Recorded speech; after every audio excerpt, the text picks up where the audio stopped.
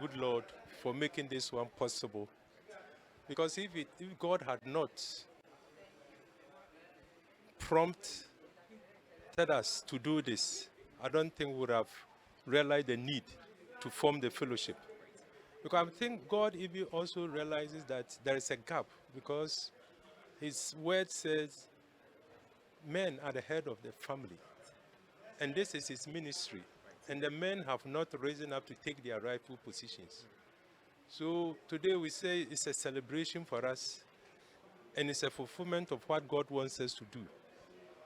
So, and actually to add to what the program of activity for the entire diocese, it says in Isaiah 61, it said, "Arise and shine."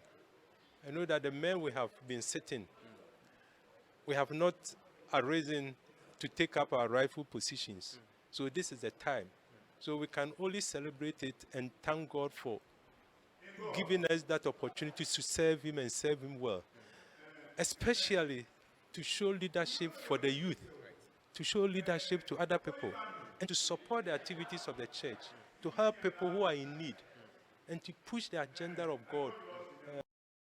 Country. Now, when you hear about how many kidney cases that are being reported at our hospitals, the numbers are alarming. From Kolebu, Kumasi, Cape Coast, Takoradi, all over. Besides drug abuse, it's also about how we also nurture our youth, the very young ones, especially the food that they eat, the exercise that they are supposed to do. Now, what we see that people sit in cars, people don't walk anymore like in the past. So it's all part of this. It's not the drug abuse is one. Lack of exercise is also one. The food that we also eat is also one.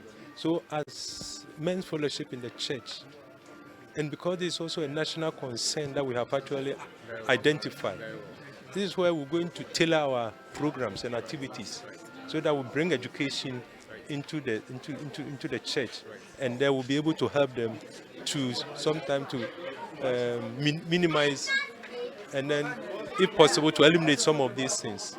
Elimination maybe is impossible, but we can minimize it with the right education. The current financial situation that we find ourselves, people are even struggling to make means to put food on the table. It becomes scary for them. But it is also part of human life. You cannot just live without actually fulfilling God's agenda for man about propagation.